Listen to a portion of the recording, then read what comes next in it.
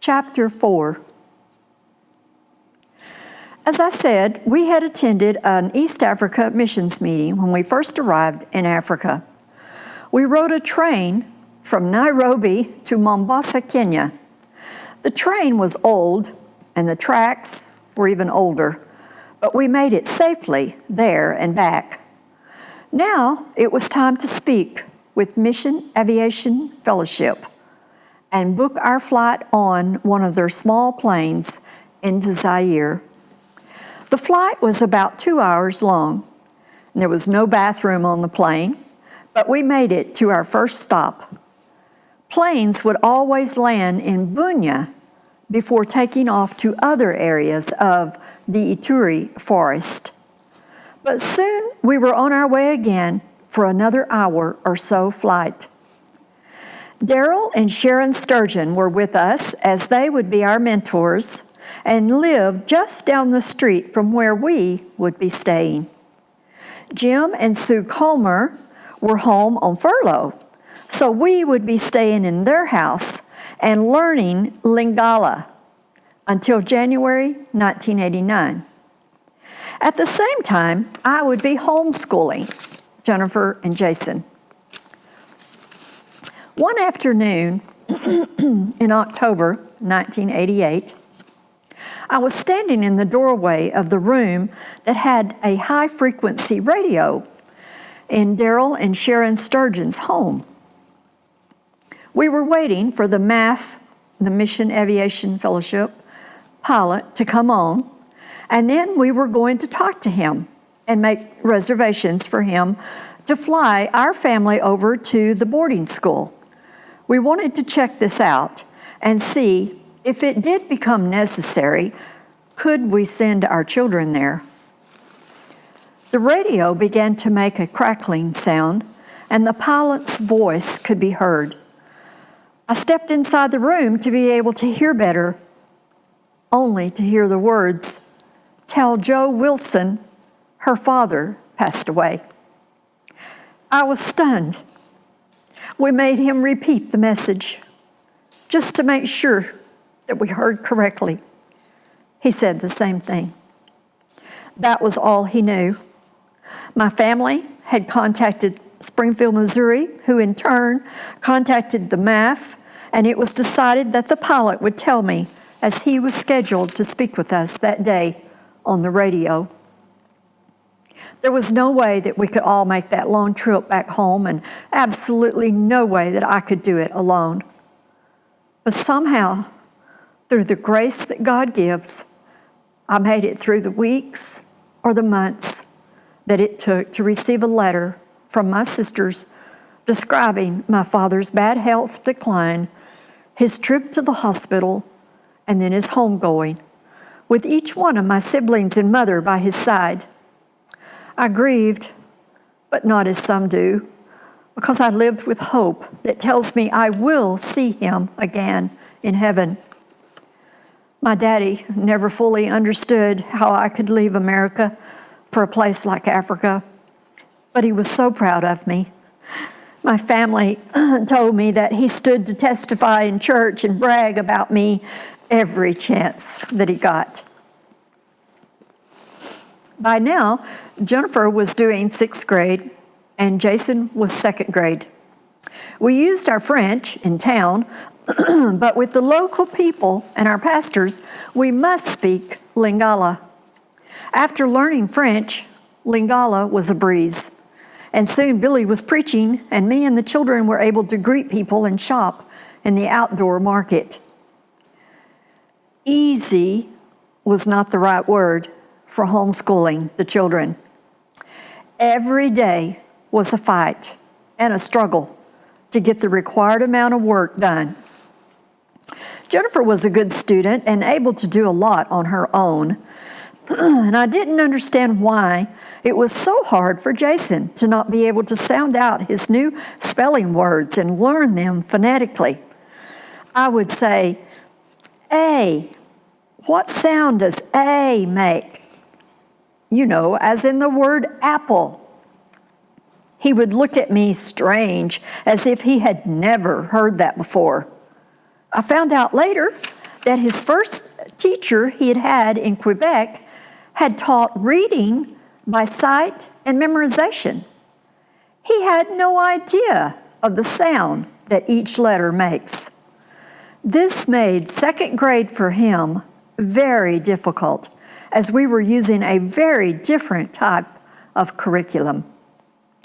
Our first Christmas away from home was made very special, as the church sent a huge box full of gifts, and MAF was able to get it to us just before Christmas. We received all our mail through MAF instead of local post office while we lived in Isiro. When we got ready to move to Kisangani, the place that we would build a house and begin ministry, the roads between Isiro and Kisangani were in such bad shape from so much rain that we were unable to go by car. So in January of 1989, we flew into Kisangani.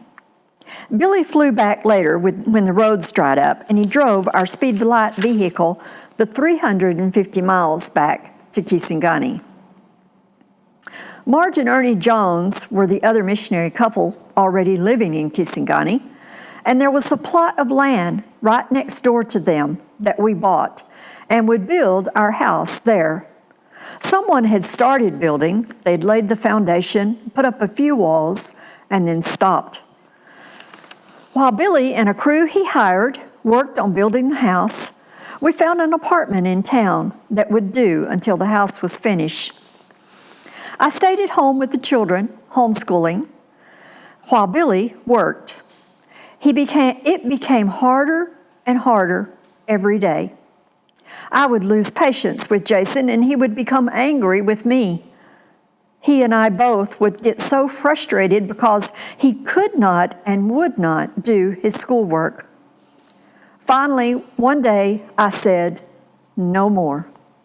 We put the books away, and I sent out a plea to the Lord to send someone to help us or to open the door for the children to go to boarding school.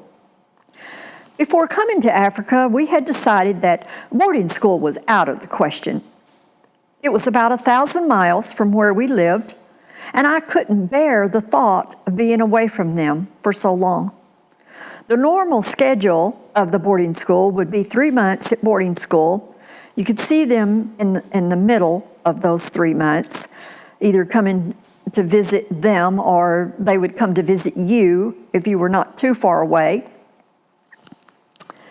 And then after the 3 months at school, then they would come back home for a couple of months.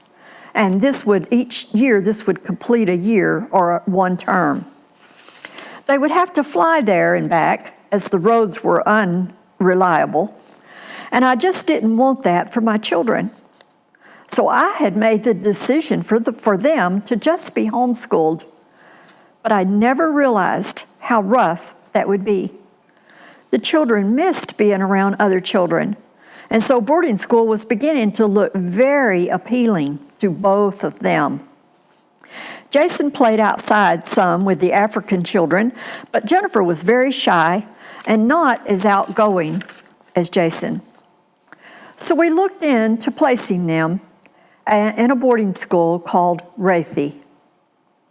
In fact, while we were living in Isiro, we had went to visit Rathi one day to see what it would be like to live there.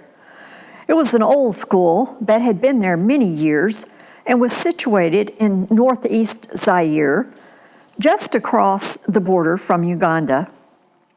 You could only get there, though, from Kisangani by the 4-seater planes flown by MAF that would land on a flat part of a mountain just down the road from the school. Could I let my children go and be away from me for so long? If there was a phone and I could call often, then maybe, but the problem was there was no phone. To get a message to them, we would have to go through the MAF pilots on a high-frequency phone at only certain times of the day and the week. And because of all the difficulties that I had trying to homeschool and the desire of the children to be near other children their age, it was a mutual decision that no matter the heartbreak of being so far away from home, being in boarding school would be best. I had stopped teaching in the middle of the term for both children.